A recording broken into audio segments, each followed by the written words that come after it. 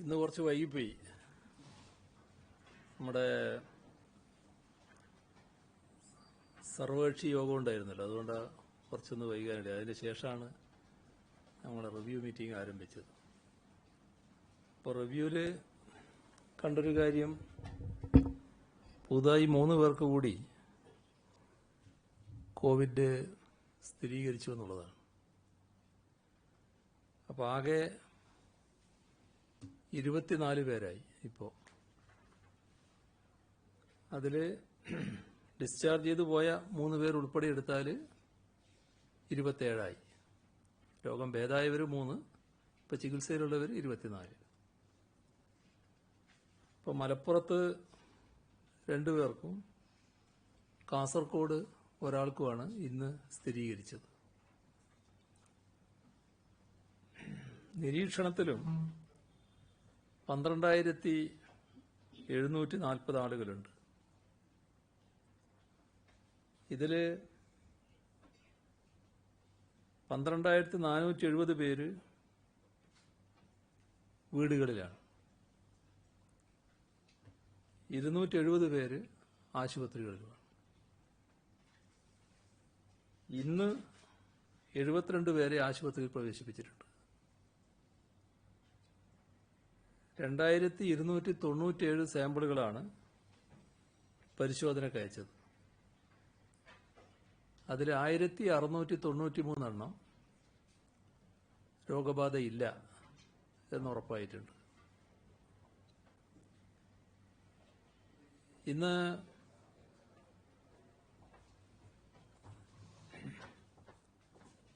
സർവകക്ഷി യോഗം ചേർന്നു. കോവിഡ് വൈറസ് പ്രതിരോധ പ്രവർത്തനത്തെക്കുറിച്ച് ചർച്ച ചെയ്തു. എല്ലാവരും പൂർണ്ണമായും സഹകരിക്കുന്ന നിലയാണുണ്ടായത്. നാടൊന്നിച്ച് രോഗഭീഷണി നേരിടണമെന്നുള്ള വികാരം ഒരേ രീതിയിലാണ് എല്ലാവരും പ്രകടിപ്പിച്ചത്. അപ്പോൾ പ്രതിരോധ പ്രവർത്തനത്തിന്റെ പ്രാധാന്യം എല്ലാവരും തിരിച്ചറിഞ്ഞിട്ടുണ്ട് എന്നുള്ളത് തന്നെയാണ് ശുഭകരമായ കാര്യം.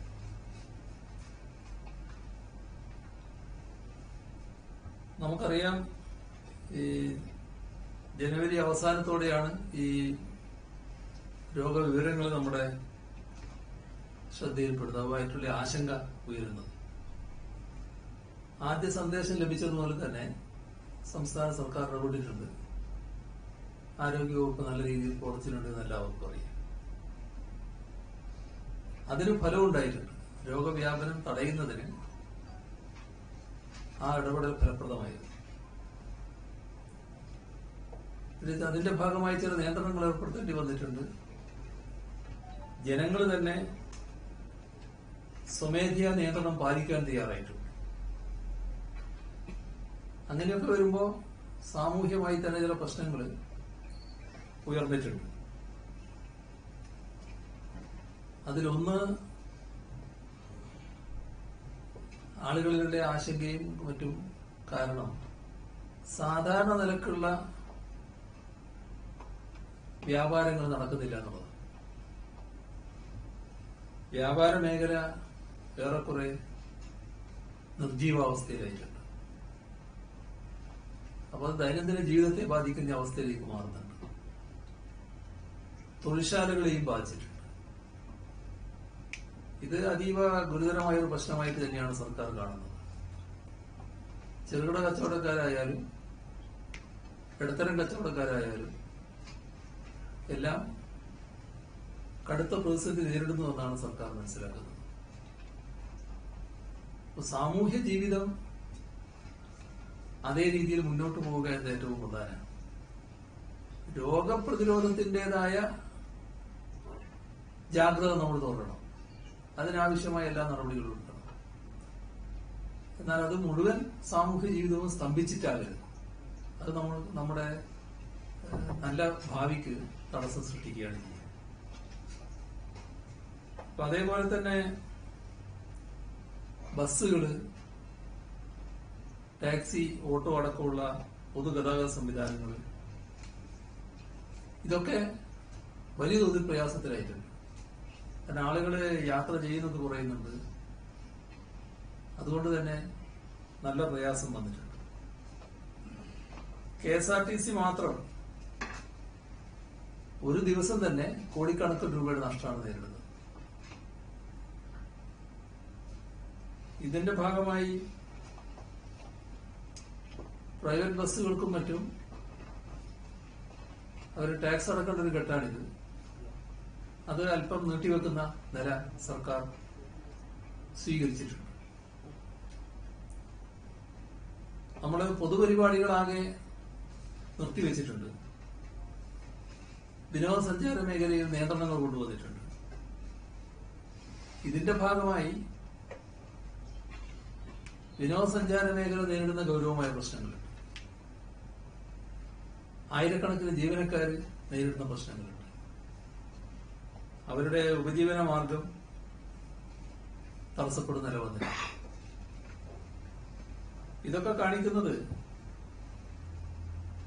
ഇനിയുള്ള നാളുകളിൽ നമ്മുടെ സാമ്പത്തിക നില കുറച്ചുകൂടി മോശമാകില്ലേ എന്നതാണ്. ഇപ്പൊ തന്നെ എന്താണെന്ന് നമുക്ക് എല്ലാവർക്കും അറിയാം. അപ്പൊ അത് കുറെ കൂടി രൂക്ഷമാകുന്ന നിലയാണ് ഉണ്ടാവുക. ഇത് ഒരു ഗൗരവമായ സ്ഥിതിവിശേഷമാണ്. ഇക്കാര്യത്തില് എന്തൊക്കെ ചെയ്യാനാകും എന്നത് സർക്കാർ ഗൗരവമായി തന്നെ ആലോചിക്കും. ഇപ്പൊ വായ്പയുടെ കാര്യത്തില് ഈ മാർച്ച് മാസമൊക്കെ ആയതുകൊണ്ട് തിരിച്ചടവിനുള്ള വലിയ ശ്രമമാണ് ബാങ്കുകൾ നടത്തിക്കൊണ്ടിരിക്കുന്നത്. അപ്പൊ അത് ഈ ഘട്ടം അത് ബാങ്കുകളുമായി ചർച്ച ചെയ്യുന്നതിന് വേണ്ടി SLBC യോഗം അടുത്ത ദിവസം തന്നെ ചേരുന്നതിനുള്ള നടപടികൾ സ്വീകരിക്കുന്നത്. വിമാനത്താവളങ്ങളുമായി ബന്ധപ്പെട്ട് ഇവിടെയുള്ള വിമാനത്താവളങ്ങളുടെ അധികൃതരുമായി ഇന്നൊരു വീഡിയോ കോൺഫറൻസിലൂടെ കാര്യങ്ങൾ ചർച്ച ചെയ്തിരുന്നു. അതില് കർക്കശമായ പരിശോധന ഉറപ്പുവരുത്തലാണ് ഏറ്റവും പ്രധാനം. അത് നേരത്തെ പറഞ്ഞിട്ടുള്ളതാണ്.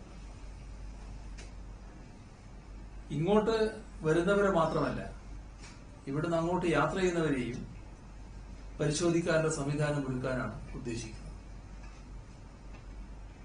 ജാഗ്രത ശക്തമാക്കണം, എല്ലാ പഴുതുകളും അടക്കണം എന്നുള്ള മുന്നറിയിപ്പാണ് ഇവിടെ കഴിഞ്ഞ ദിവസം നെടുമ്പാശ്ശേരിയിലുണ്ടായ സംഭവം കാണിക്കുന്നത്. കാരണം വൈറസ് ബാധിതനായ ഒരാളാണ് വിമാനത്തിൽ കയറാനിടയായി. അപ്പൊ അത്തരം കാര്യങ്ങളിൽ ഗൗരവമായ ജാഗ്രത പാലിച്ചു പോകണം, മുൻകരുതൽ സ്വീകരിച്ചു പോകണം. അത് പാലിക്കാൻ എല്ലാവരും തയ്യാറാവുകയും വേണം. വിമാനത്താവളങ്ങളിൽ ആഭ്യന്തര യാത്രക്കാരെയും പരിശോധനയ്ക്ക് വിധേയമാക്കാനാണ് ഉദ്ദേശിക്കുന്നത്. വിദേശത്തേക്ക് പോകുന്നവരെ സ്ക്രീൻ ചെയ്യാനുള്ള സംവിധാനം. വിദേശത്ത് നിന്ന് വരുന്നവർക്ക് കസ്റ്റംസും ഇമിഗ്രേഷനും എല്ലാം കഴിഞ്ഞ് ഇപ്പോഴത്തെ ഈ പരിശോധനയെല്ലാം കൂടി ആകുമ്പോൾ കുറെ സമയം നഷ്ടമാകുന്നുള്ളതൊരു അസ്വസ്ഥതക്കിടയാണ്. അപ്പൊ അതെല്ലാം കണക്കിലെടുത്ത് എല്ലാ നടപടിക്രമങ്ങളും വേഗത്തിലാക്കാൻ, എന്നാൽ അതേസമയം സുരക്ഷയുടെ കാര്യത്തിൽ വിട്ടുവീഴ്ച ചെയ്യാനും പറ്റില്ല. അപ്പൊ അതിനുള്ള കൗണ്ടറുകളൊക്കെ വർദ്ധിപ്പിക്കാൻ അവരുമായി ചർച്ച ചെയ്ത് ധാരണയായിട്ടുണ്ട്. ഇപ്പൊ പരിശോധനക്ക് കൂടുതൽ കേന്ദ്രങ്ങൾ ഏർപ്പെടുത്തേണ്ടി വരും, കൂടുതൽ പരിശോധനാ സംഘം വേണ്ടി വരും. അതിനൊക്കെ ആവശ്യമായ സഹായം സംസ്ഥാന സർക്കാർ നൽകാമെന്ന് ഏറ്റിട്ടുണ്ട്. കൂടുതൽ എമിഗ്രേഷൻ കൗണ്ടറുകൾ തുറക്കേണ്ടതായിട്ട് വരും. കസ്റ്റംസ് പരിശോധനക്കും കൂടുതൽ സൗകര്യങ്ങൾ ഉണ്ടാകണം. വിമാനത്താവളത്തില് ഒരു തരത്തിലുള്ള തിക്കും തിരക്കും ഉണ്ടാകാതിരിക്കാൻ ശ്രദ്ധിക്കണം.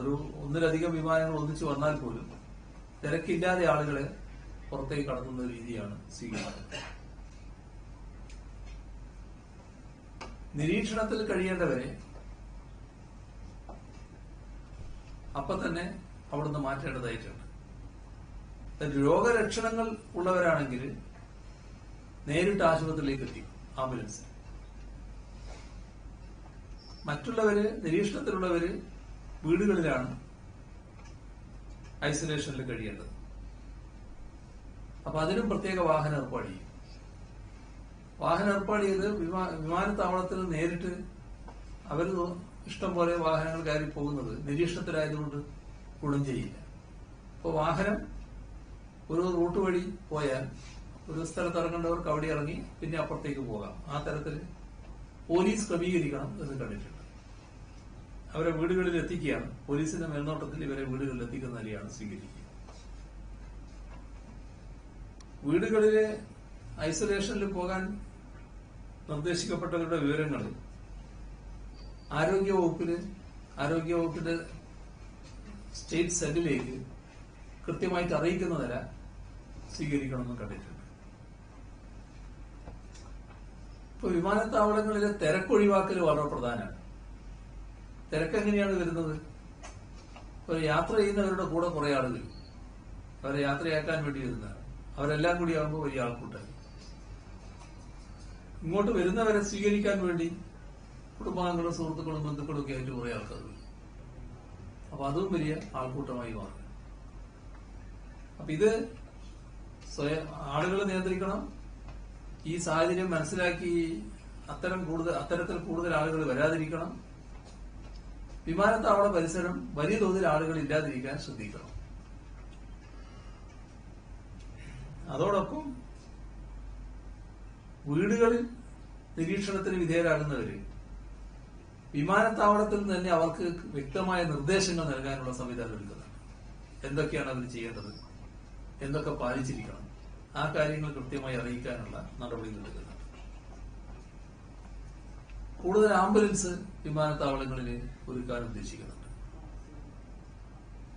അതില് ഇപ്പം സർക്കാർ ഒരുക്കുന്ന ആംബുലൻസുകളുണ്ട്. അതിനു പുറമെ IMA ആവശ്യമായ സഹായം ചെയ്യാമെന്ന് പറഞ്ഞിട്ടുണ്ട്. ഇവിടെ ആൾക്കൂട്ടങ്ങൾ ഒഴിവാക്കുക എന്നത് ഏറ്റവും പ്രധാനമാണ്. ഇത് എല്ലാ രീതിയിലും പാലിക്കപ്പെടേണ്ട ഒരു നിബന്ധനയാണ്. ഏതെങ്കിലും ഒരാള് വിമാനത്താവളത്തിൽ വരുമ്പോൾ ഈ നിർദ്ദേശങ്ങളൊക്കെ ലംഘിച്ച് ആൾക്കൂട്ടം ഉണ്ടാകുന്നത് അത് സാധാരണ നിലക്ക് നല്ലൊരു കാര്യമല്ല. യഥാർത്ഥത്തിൽ ഈ നേരത്തെയുള്ള തീരുമാനങ്ങളോടൊരു വെല്ലുവിളിയായിട്ടാണ് അത് മാറുക. അത്തരം സംഭവങ്ങൾ ആവർത്തിക്കാതിരിക്കണം. അത് കർക്കശമായി നേരിടേണ്ടതായിട്ട് വരും. എല്ലാ കക്ഷി നേതാക്കളും അങ്ങേയറ്റം സഹകരണാത്മകമായ സമീപനമാണ് സർവകക്ഷി യോഗത്തിൽ സ്വീകരിച്ചത്. അത് സർക്കാരിന് നൽകുന്ന ഊർജം ചെറുതല്ല എന്നുള്ളത് തന്നെയാണ് വസ്തുത. പ്രാദേശിക തലത്തിൽ ഉൾപ്പെടെ ഈ സഹകരണം ശക്തമാക്കി തുടർ നടപടികൾ സ്വീകരിക്കാൻ തന്നെയാണ് ഉദ്ദേശിക്കുന്നത്. ഇന്നലെ ബ്രേക്ക് ദ ചെയിൻ എന്ന ഒരു പരിപാടി ആരോഗ്യമന്ത്രി തുടക്കം കുറിച്ചത്. അതിന് വലിയ സ്വീകാര്യത പൊതുവെ ലഭിക്കുന്നുണ്ട്. ഏറ്റവും പ്രധാനമായിട്ട് ശ്രദ്ധിക്കേണ്ടത് ഈ കൈകളാണ് നല്ല തോതിൽ രോഗ അണുക്കള് വ്യാപിപ്പിക്കുന്നത്. അപ്പോ ഹസ്തദാനം, ആലിംഗനം ഇതൊക്കെ ഒഴിവാക്കുന്നതാണ് ഇപ്പോ നന്നാവുന്നത്. പിന്നെ മുഖം, മൂക്ക്, കണ്ണ് ഇതൊക്കെ തൊടാതിരിക്കുക എന്ന് പറയുന്നുണ്ട്. അത് തൊടേണ്ട സമയത്ത് തൊടാതിരിക്കൽ ശ്രദ്ധിക്കുക എന്നുള്ളതാണ് ഏറ്റവും പ്രധാനം. തുമ്മുക, ചുമക്കുക ഇങ്ങനെയൊക്കെ വരുമ്പോ അത് വായും മൂക്കും ഒക്കെ തൂവാല കൊണ്ട് മൂടുക എന്നത് വളരെ കർക്കശമായി പാലിച്ചിരിക്കുന്നു. ഇടയ്ക്കിടെ സോപ്പും വെള്ളവും ഉപയോഗിച്ചുകൊണ്ട് കൈ നല്ല നിലക്ക് കഴുകുക. സാനിറ്റൈസർ കൃത്യമായിട്ട് ഉപയോഗിക്കുന്ന നില സ്വീകരിക്കുക. ഓഫീസുകളില്, ബാങ്കുകളില്, മറ്റ് കേന്ദ്രങ്ങളിലൊക്കെ പ്രവേശിക്കുന്നതിന് മുൻപ് തന്നെ കൈകൾ കഴുകാനുള്ള സൗകര്യങ്ങൾ ഒരുക്കണം. നിങ്ങളുടെ പ്രസ് ക്ലബിലുമൊക്കെ അത്തരം സൗകര്യങ്ങൾ ഒരുക്കണം. റെസിഡൻസ് അസോസിയേഷനുകള്, ഫ്ളാറ്റുകള്, അവിടങ്ങളിലൊക്കെ ഈ തരത്തിൽ സാനിറ്റൈസർ സ്ഥാപിച്ചിരിക്കണം. എല്ലാ പ്രവേശന കവാടത്തിലും ഉണ്ടാകുന്നതാണ് നല്ലത്. ബസ് സ്റ്റോപ്പുകള്, മാർക്കറ്റ് തുടങ്ങിയ പൊതുസ്ഥലങ്ങളിൽ സോപ്പ് ഉപയോഗിച്ച് കൈകഴുകാനുള്ള സൗകര്യം ഒരുക്കണം. അത് സർവകക്ഷി യോഗത്തിൽ തന്നെ ഇങ്ങനെയുള്ള നിർദ്ദേശങ്ങൾ വന്നു. കുറച്ച് സമയമെടുത്ത് കൈ കഴുകണം എന്നാണ്. ഇവിടെ ഒന്ന് കൈ വെള്ളം കാണിച്ചു നേരെ കൈ എടുത്ത് കളയാൻ പാടില്ല. ഇതുമായി ബന്ധപ്പെട്ട് അണുക്കള് നശിച്ചു പോകണമെങ്കിൽ കുറച്ച് സമയം സോപ്പിൽ കൈ നിൽക്കണം. അപ്പൊ അത് പ്രത്യേകം ശ്രദ്ധിക്കണം. അതോടൊപ്പം യുവജന സംഘടനകൾ നമ്മുടെ രക്തദാനത്തിന് ഇപ്പോ തയ്യാറായി മുന്നോട്ട് വന്നിട്ടുണ്ട്. അത് ഏറ്റവും മാതൃകാപരമായ ഒരു പ്രവൃത്തിയാണ്. അതോടൊപ്പം ഇതുമായി ബന്ധപ്പെട്ട പ്രചരണങ്ങളിലും യുവജന സംഘടനകളും സന്നദ്ധ സംഘടനകളും ഒക്കെ ആവശ്യമായ സഹായം ചെയ്യണം.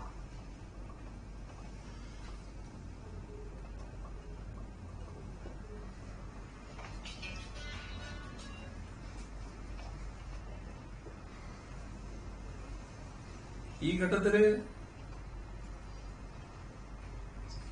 ആരോഗ്യരംഗത്ത് പ്രവർത്തിക്കാനുള്ള പ്രവർത്തകരുടെ ആവശ്യം വളരെ പ്രധാനമാണ്. ആ പ്രവർത്തകർ ലഭിക്കുക എന്ന് പറയുമ്പോൾ പരിചയമുള്ളവരെ ലഭിച്ചാൽ ഏറ്റവും നല്ലതാണ്. ആരോഗ്യവകുപ്പ് ആരോഗ്യരംഗത്തുള്ള ആളുകളെ അതിനുവേണ്ടി റിക്രൂട്ട് ചെയ്യുന്നുണ്ട്. അപ്പൊ അതില് നേരത്തെ സർവീസിൽ ഉണ്ടായിരുന്നവര് ഇപ്പൊ ഇത്തരം പ്രവർത്തനങ്ങൾ നടത്താൻ ആരോഗ്യമുള്ളവര് അവർക്കൊക്കെ ഇതിൽ പങ്കാളികളാകാവുന്നതാണ്. ആ തരത്തിൽ അവരുകൂടി സഹകരിക്കുന്ന നില ഉണ്ടാവും. മറ്റ് പുതിയ വളണ്ടിയർമാർ വരുമ്പോൾ അവർക്ക് ആവശ്യമായ പരിശീലനം ആരോഗ്യവകുപ്പ് നൽകുകയും ചെയ്യും. 136 രാജ്യങ്ങളിലായിരുന്നു നേരത്തെ ഈ രോഗമുണ്ടായിരുന്നു. ഇപ്പോൾ 146 രാജ്യങ്ങളിലായി എന്നാണ് പറയുന്നത്. ഇതൊക്കെ ജാഗ്രത വലിയ തോതിൽ വർദ്ധിക്കേണ്ടതുണ്ട് എന്ന് തന്നെയാണ് കാണിക്കുന്നത്.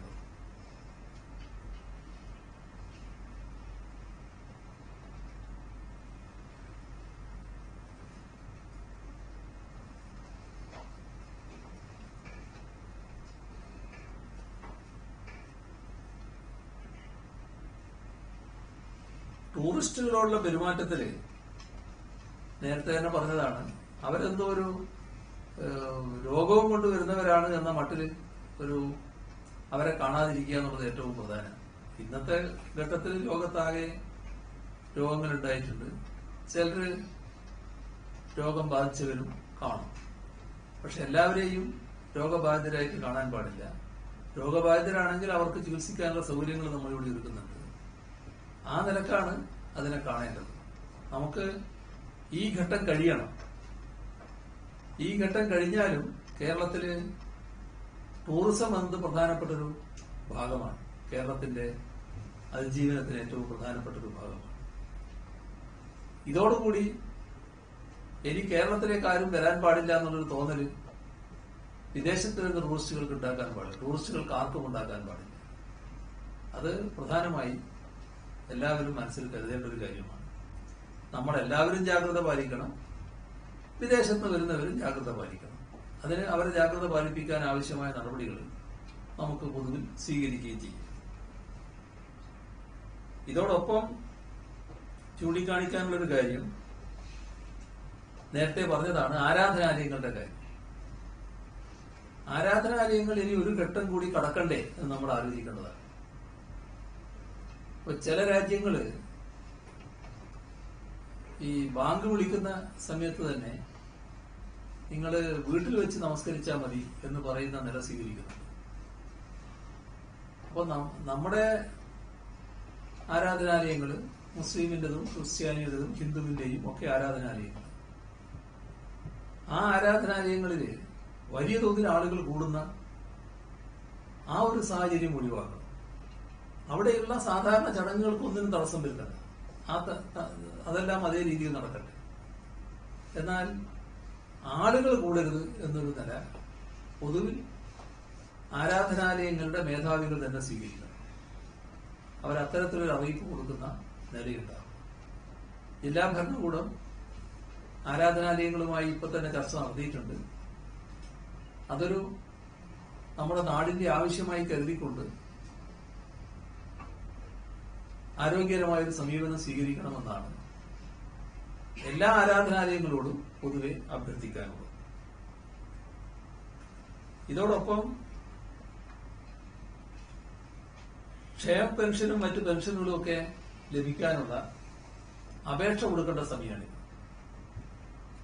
ആ അപേക്ഷ കൊടുക്കാൻ ഇതൊരു അവസാന സമയമാണെന്നുള്ളത് വലിയ തിരക്ക് വില്ലേജ് ഓഫീസുകളിലൊക്കെ വരുന്നത്. അതൊരു 3 മാസത്തേക്ക് നീട്ടിവെക്കുകയാണ്. അത് ദീർഘിപ്പിക്കാനാണ് തീരുമാനിച്ചത്.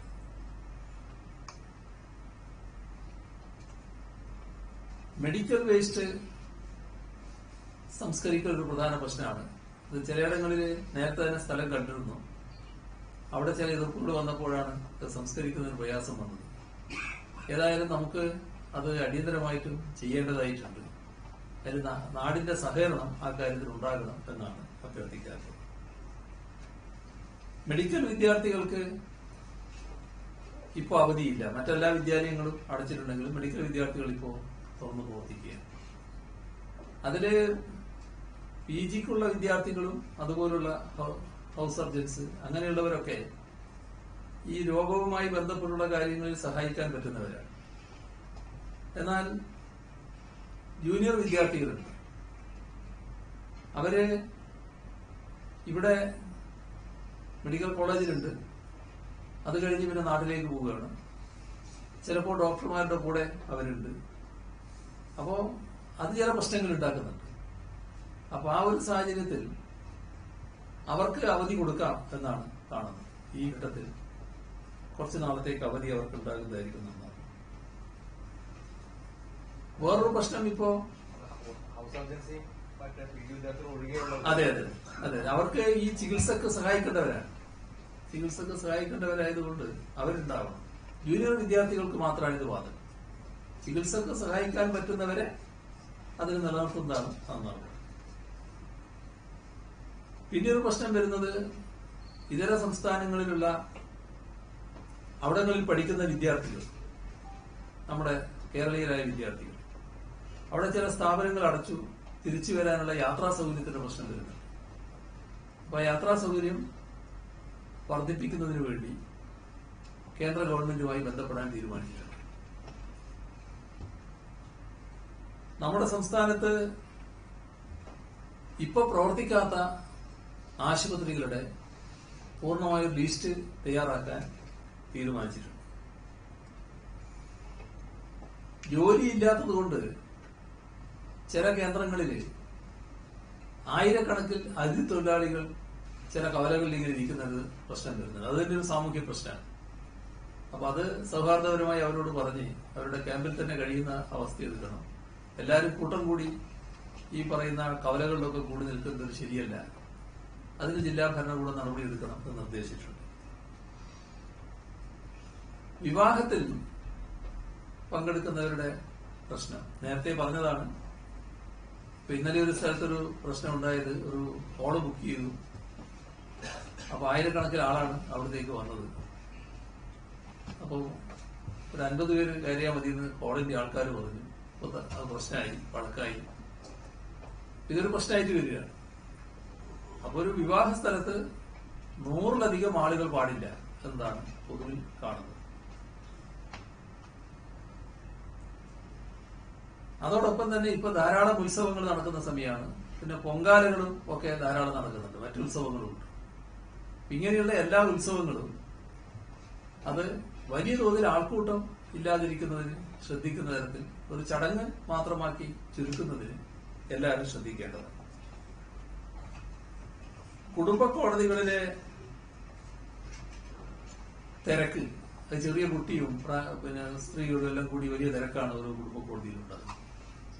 അപ്പൊ അതിന് എങ്ങനെ തിരക്ക് ഒഴിവാക്കാൻ പറ്റും, കുറച്ചു നാളത്തേക്ക് അതെല്ലാം നീട്ടിവെക്കാൻ പറ്റുമോ, അത് ഹൈക്കോടതി രജിസ്ട്രാറുമായി സംസാരിക്കാമെന്ന് കണ്ടിട്ടുണ്ട്. ഹൈക്കോടതിയുമായി ബന്ധപ്പെട്ട് തീരുമാനിക്കേണ്ട കാര്യമാണ്. സംസ്ഥാന ഗവൺമെന്റ് ഒറ്റയ്ക്ക് തീരുമാനിക്കേണ്ടത്. ഇത് ഒരു ഗൗരവമായ പ്രശ്നമായിട്ട് തന്നെ കാണുന്നതുകൊണ്ട് ഇപ്പോൾ സ്തുത്യർഹമായ രീതിയിലാണ് ആരോഗ്യവകുപ്പ് പ്രവർത്തിച്ചു വരുന്നത്. പക്ഷെ ആരോഗ്യവകുപ്പ് മാത്രം പ്രവർത്തിക്കുക എന്നുള്ള നില പോരാ, വിവിധ വകുപ്പുകൾ കൂടി യോജിച്ചുകൊണ്ട് കാര്യങ്ങൾ നീക്കണം എന്ന് നേരത്തെ കണ്ടിട്ടുണ്ട്. ആ യോജിപ്പ് വന്നിട്ടുണ്ട്. ഇതിന്റെ ഭാഗമായി വിവിധ തരത്തിലുള്ള സെക്ടറൽ കമ്മിറ്റികൾ വന്നിട്ടുണ്ട്. സംസ്ഥാന തലത്തിലുണ്ടാവും, ജില്ലാ തലത്തിലുണ്ടാവും. അതോടൊപ്പം തന്നെ ഒരു സെക്രട്ടറി തല സീനിയർ സെക്രട്ടറിമാർ ഉൾക്കൊള്ളുന്ന ഒരു കമ്മിറ്റി, ഒരു സെക്രട്ടറി തല കമ്മിറ്റി സംസ്ഥാന തലത്തിൽ ഈ കാര്യങ്ങൾ മോണിറ്റർ ചെയ്യാൻ ഉണ്ടാവണം എന്ന് കണ്ടിട്ടുണ്ട്. അവര് വിവിധ രീതിയിൽ ജില്ലകളിലടക്കം ഇടപെടുന്ന നില സ്വീകരിക്കേണ്ടതായിട്ടുണ്ട്.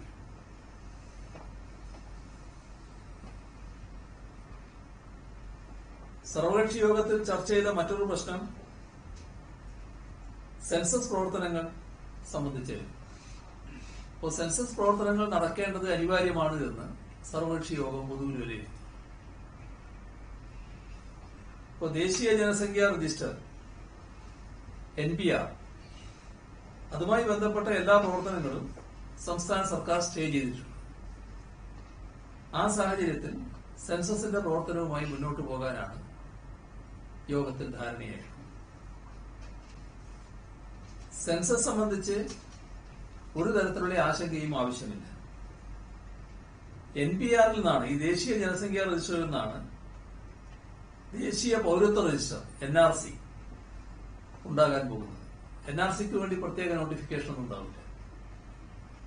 അപ്പൊ NPR പുതുക്കുന്നതുമായി ബന്ധപ്പെട്ട ഒരു പ്രവർത്തനവും അതിന്റെ എന്യൂമറേഷൻ പ്രവർത്തനം സംസ്ഥാനത്ത് നടക്കില്ല. അത് 2019 ഡിസംബറിൽ തന്നെ ആ പ്രവർത്തനങ്ങൾ ആകെ സ്റ്റേ ചെയ്തുകൊണ്ട് സർക്കാർ ഉത്തരവ് വന്നു കഴിഞ്ഞതാണ്. ഇത് കേന്ദ്ര ഗവൺമെന്റിനെ അറിയിച്ചിട്ടുമുണ്ട്. അപ്പൊ NPR-ന്റെ പ്രവർത്തനം ഇവിടെ ഒരു കാരണവശാലും നടക്കില്ല. സെൻസസിലൂടെ ശേഖരിക്കുന്ന വിവരങ്ങൾ രാജ്യത്തിന്റെ ആസൂത്രണത്തിനും വളർച്ചയ്ക്കും വളരെ വിലപ്പെട്ടതാണ്. 2 ഘട്ടമായാണ് സെൻസസ് നടത്തുന്നത്. ആദ്യഘട്ടത്തില് വീടുകളുടെ പട്ടിക തയ്യാറാക്കൽ, വീടുകൾ സംബന്ധിച്ച വിവരം ശേഖരിക്കൽ. അത് മെയ് 1 മുതൽ 30 വരെയുള്ള ദിവസങ്ങളിൽ നടക്കും. 2ാം ഘട്ടം ജനസംഖ്യാ കണക്കെടുപ്പാണ്. അത് 2021 ഫെബ്രുവരി 9 മുതൽ 28 വരെയാണ്. സെൻസസ് സംബന്ധിച്ച ചോദ്യാവലിയിൽ 31 ചോദ്യങ്ങളാണുള്ളത്. 2011 ചോദ്യങ്ങളുമായി ഇതിന് കാര്യമായ വ്യത്യാസമില്ല. കേന്ദ്ര സർക്കാർ ഗസറ്റിൽ പ്രസിദ്ധപ്പെടുത്തിയ 31 ചോദ്യങ്ങൾ മാത്രമേ ചോദിക്കുകയുള്ളൂ. ഇന്ന് രാജ്യത്ത് നിലവിലുള്ള സാഹചര്യമാണ് ഈ സെൻസസിനെ കുറിച്ച് ആശങ്ക ഉയർത്തുന്നത്. അതിലേതെങ്കിലും തരത്തിലുള്ള അസ്വാഭാവികതയില്ല. അപ്പൊ ഈ ആശങ്ക അകറ്റാനുള്ള തീരുമാനമാണ് സംസ്ഥാന സർക്കാർ നേരത്തെ തന്നെ എടുത്തിട്ടുള്ളത്. അതുകൊണ്ട് സെൻസസുമായി എല്ലാവരും സഹകരിക്കുക എന്നത് പ്രധാനമാണ്. ഇന്ന് പൊതുവിൽ ഒരു സമവായം ആ കാര്യത്തിൽ ഉണ്ടായിട്ടുണ്ട്. നാടിന്റെ ആകെ സഹകരണം ആ കാര്യത്തിൽ ഉണ്ടാകണമെന്ന അഭ്യർത്ഥന കൂടിയാണ് ഇപ്പോൾ വെക്കാൻ. ഇത്രയാണ് പൊതുവിൽ പറയാൻ.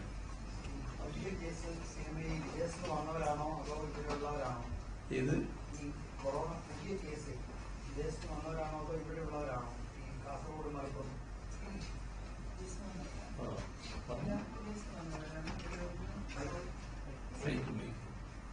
ഇപ്പോൾ റിപ്പോർട്ട് ചെയ്തിട്ടുള്ള എല്ലാ കേസും വിദേശത്ത് നിന്ന് വന്നവരാണ്.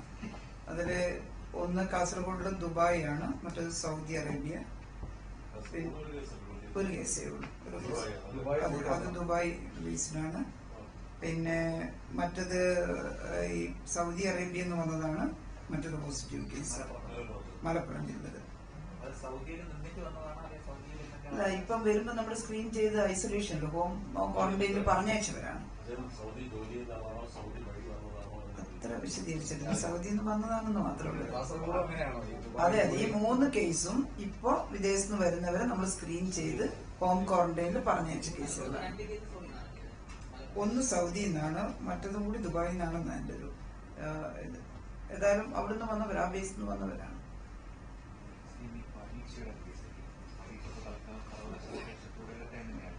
അതെ അതെ, പരീക്ഷ പൊതുവിൽ സർവകക്ഷി യോഗവും കണ്ടത് അത് തന്നെയാണ്. കാരണം പരീക്ഷ നിർത്തിവെച്ചാൽ അത് കുട്ടികൾക്ക് ഉണ്ടാക്കുന്ന ചില വിഷമങ്ങളുണ്ടാവും നാളെ. അപ്പൊ അതുകൊണ്ട് പരീക്ഷ തുടരുക, അതേസമയം എല്ലാ ജാഗ്രതയും പാലിച്ചു പോവുകയും ചെയ്യും. നമ്മൾ നേരത്തെ അടച്ചല്ലോ, അതിപ്പോ അവർ പറഞ്ഞെന്ന് മാത്രമേ ഉള്ളൂ. പരീക്ഷയുടെ കാര്യത്തിൽ അത് ബാധകല്ല. അതാണ് വിമാനത്താവളത്തിൽ വരുന്നവര് എല്ലാവരെയും വീട്ടിലെത്തിക്കണം.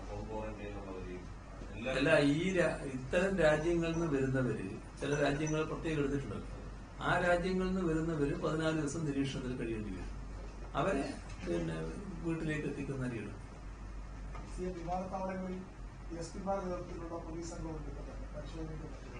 ഇന്നലെ നെടുമ്പാശ്ശേരി ഇത്രയും ആള് കൂടുമ്പോൾ പോലീസൊന്നും അറിയാതെ പോലെ എന്താണ് സംഭവിച്ചത്? അവിടെ ആ പോലീസ് അതിന്റെ കാര്യത്തിൽ ഇടപെടാനുള്ളവരല്ല. വിമാനത്താവളത്തിൽ ഇടപെടുന്നത് വിമാനത്താവളത്തിന്റെ അധികൃതരാണല്ലോ, അതിന് CISF ആണല്ലോ.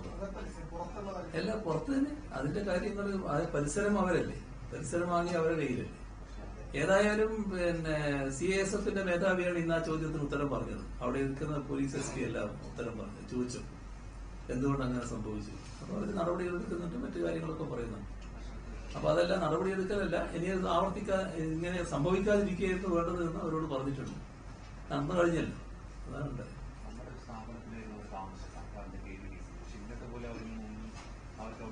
അല്ല, ഈ പറഞ്ഞത് വേറെ, അത് വേറൊരു പ്രശ്നം. അത് ഗൗരവമായിട്ട് എടുത്തിട്ട് പരിശോധിച്ചുകൊണ്ടിരിക്കുന്നു എന്താ സംഭവിച്ചത്.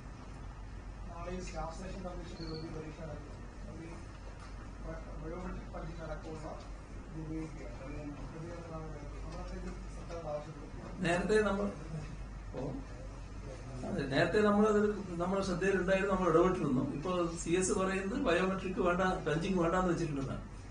അത് നമ്മൾ ആവശ്യപ്പെട്ടതായിരുന്നു നേരത്തെ.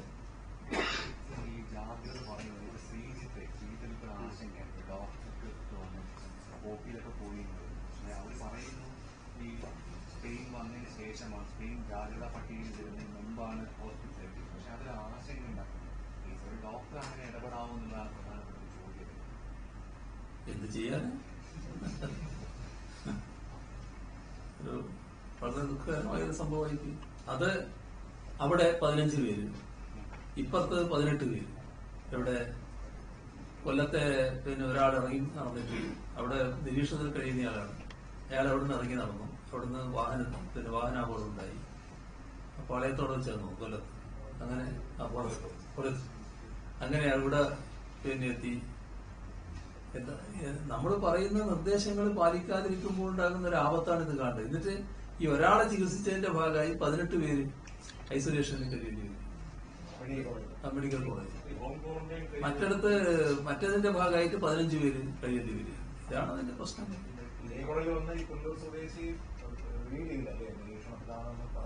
വന്നയാളെ ചികിത്സിച്ചതിന് ശേഷമാണ് ഇങ്ങനെ ഐസൊലേഷൻ കഴിയുന്ന പേഷ്യന്റ് ആണെന്ന് മനസ്സിലാവുന്നു, ഹോം ക്വാറന്റൈൻ കഴിയുന്നയാളാണെന്ന് മനസ്സിലാവുന്നു. അപ്പോഴേക്കും വന്നാൽ പെട്ടെന്ന് ചികിത്സിക്കുക എന്നുള്ളതാണല്ലോ ആദ്യം.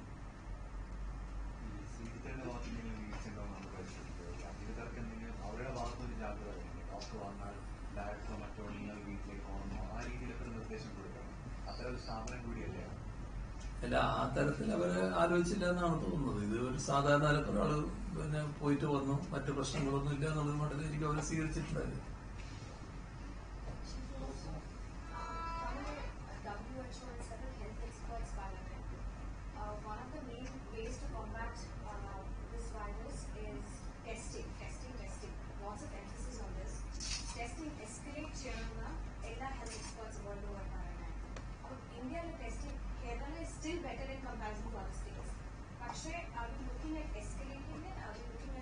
ഞങ്ങളത് ചർച്ച ചെയ്തു. കുറച്ചുകൂടി സെന്ററുകൾ കേന്ദ്രീകരിക്കണം എന്നാണ് കണ്ടിട്ടുള്ളത്. കുറച്ചുകൂടി സെന്റർ വർദ്ധിപ്പിക്കാൻ തീരുമാനിച്ചിട്ടുണ്ട്.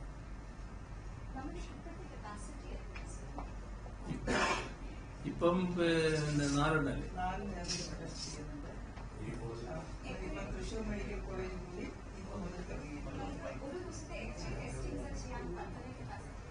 ഇതിന് ഓരോ ലാബിന്റെ ആയതുകൊണ്ട്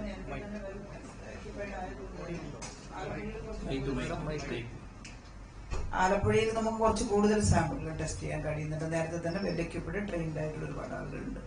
പുതുതായി തുടങ്ങിയെടുത്ത് മാക്സിമം ഒരു 20ഒക്കെയാണ് തുടക്കത്തിൽ ആദ്യത്തെ ദിവസം ടെസ്റ്റ് ചെയ്യാൻ കഴിയുന്നത് എന്നുള്ളതാണ്. അപ്പോ അതിന് കൂടുതലാക്കാൻ വേണ്ടിയിട്ട് നമ്മൾ ശ്രമിക്കുന്നുണ്ട്. ഇത് റൺ ചെയ്യണമല്ലോ, കുറച്ച് PCR ടെസ്റ്റ് അല്ലേ, അപ്പൊ കുറച്ച് സമയം എടുക്കുന്നുണ്ട് അതിന്.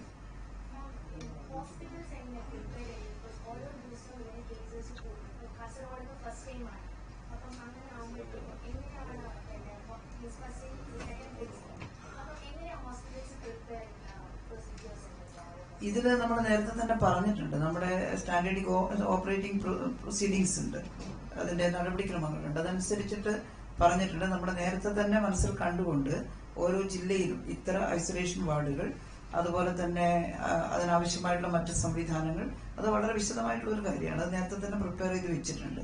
1ാം ഘട്ടത്തിൽ ഇത്ര, 2ാം ഘട്ടത്തിലിട്ട, 3ാം ഘട്ടത്തിലിട്ട. ഇതിപ്പം ബഹുമാനോട് മുഖ്യമന്ത്രി പറഞ്ഞത് ഒരു കമ്മ്യൂണിറ്റി ഇതിലേക്ക് പോവുകയാണെങ്കിൽ കാണാനുള്ള പ്രിപ്പറേഷനും എടുക്കണമെന്നാണ്.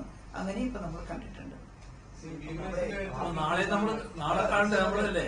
ബാക്കി എല്ലായിടത്തും നമ്മൾ ഇത്ര നിയന്ത്രണങ്ങൾ കൊണ്ടുവരുമ്പോഴേ നമ്മുടെ ഏറ്റവും വൃത്തിഹീനമായ സാഹചര്യം നടക്കുന്ന ബിസിനസ് ആവണം, വിവേഴ്സ് കോർപ്പറേഷൻ ആവുന്നത്. അപ്പൊ അവിടെ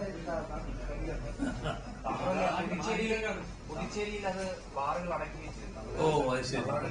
അപ്പൊ ആ ആശങ്ക നിങ്ങൾക്ക് വേണ്ട. ഇവിടെ അടക്കുകയല്ല, നല്ല ക്രമീകരണങ്ങൾ ഉണ്ടാകും. അതായത് ഈ തിക്കി തിരക്കി അവിടുന്ന് ഭാഗം നിറയുണ്ടാവരുത്. ഓരോ ആള് കൃത്യമായ അകലം പാലിച്ച് വാങ്ങുക എന്നുള്ളതാണ് വേണ്ടത്. അത് അതിന്റെ കൂടെ മറ്റു മാർഗങ്ങൾ എന്താണെന്ന് കൂടി ആലോചിക്കാം നമുക്ക്. ബാക്കി നമുക്ക് നാളെ കാണാം. അതാണ് അതല്ല ഞാൻ നേരത്തെ പറഞ്ഞു കഴിഞ്ഞില്ലേ, അതിൽ പറഞ്ഞതല്ലേ. അങ്ങനെ ഒരു നിർദ്ദേശമില്ല.